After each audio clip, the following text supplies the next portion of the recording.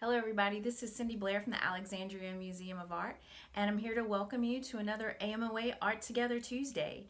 This week I'm super excited, and as you can tell, I am really ready to make some very serious art. And as you can tell, I got my bun up, I've got my apron on, I'm ready to go.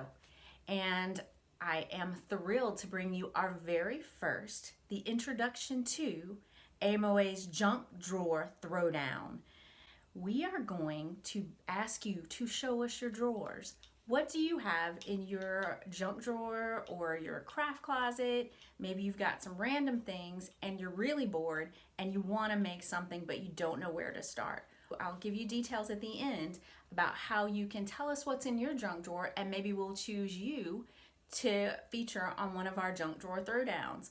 So I went through my things and I'm going to show you what I found, some random things just to give you guys an idea of what we're going to be doing. I will walk through a project of how I figured out what to do with my junk drawer items, and it's going to be a blast. And then at the end, I'll tell you how you can get involved. Okay, so we're in the studio, and I'm going to dig around for some things maybe we could use. Well, there's a cypress knee and an old guitar and a zombie. No, I don't know. I'm not feeling that. Lots under there. Those are regular art materials, though. Let's see.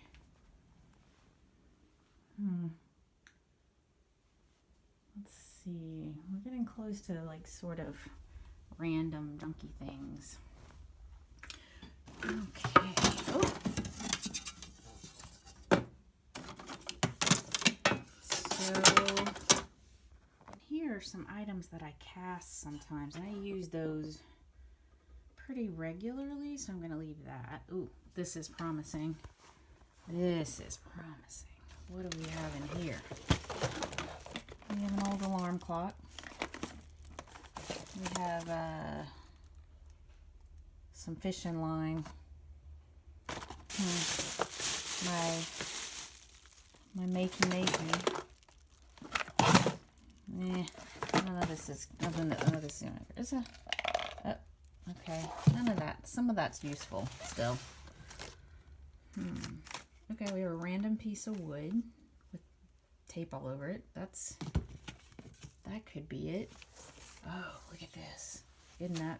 It's beautiful material. It's an old purse that is no longer. I could probably fix it, but let's be real. I'm not ever going to. It's been a few years, so that's maybe a promising item. Oh, gosh. Ooh. Okay, so I've had these for, oh gosh, since I started working at the museum. There are a bunch of random little metal pieces that were donated at one point, and I ended up with a few of them.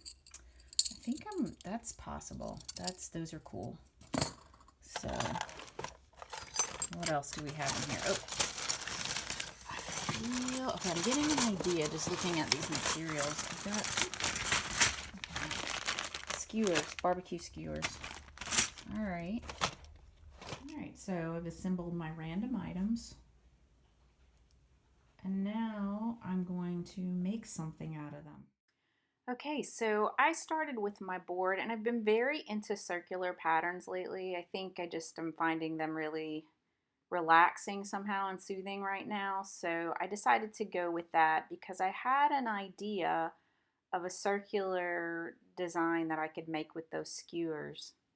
And so I'm just spacing out some dots around some little points on the circle. And then I drilled some holes because I had an idea of how I could create some supports for the skewers. And I'm just sort of going to get them placed. And what I wanted to do was cut some varying lengths of the little skewers so that my design would have some different, so the skewers would kind of go up and down. I thought it would make it more interesting if there were different lengths. So Then I'm just going to get these positioned in the holes the way I want them. I was kind of marking off as I went. Okay, and so once I had all of my little skewer nubs in place, then I was ready to get my handy dandy glue gun and start gluing them in place. I just used a dot of glue. It did get a little messy, but it was okay. I ended up painting that black. And then I just organized my skewers and I started cutting them in different lengths. And then I'm just going to put a little dot of glue in the center and a little dot on the post that I'm gluing to. And I'll be honest with you, I was kind of riffing with this. It was a little like jazz because I didn't know exactly where I was going to go with it, but I just decided to start layering them and go around in a circle and just sort of see what happened. And I really like how it started to spiral out from the center. So that was pretty cool. And you know, I will admit there were a moment or two where I did have to struggle a little bit because, like I said, I didn't know exactly where I was going, but I do like where it went. So it's just I find that if I can work that way sometimes, where I'm sort of I have a loose plan, but I'm able to sort of riff, it goes really well. Okay, so I cut my purse up. I took the fabric off of it, and then I just sort of cut this this beautiful fabric into strips. I had to talk to myself a little bit before I did it because you know it's pretty stuff and it's kind of hard to cut up. But I knew that it would. I had an idea of where I was going, so I knew it was going to be okay. All right, so then I decided to take this fabric and just start weaving it through the bamboo skewers to make sort of a spiral happen. That's what I was hoping to go for. And it just took a minute to sort of, and here I ended up, to be honest with you, doing it more than once just to get the spiral that I wanted.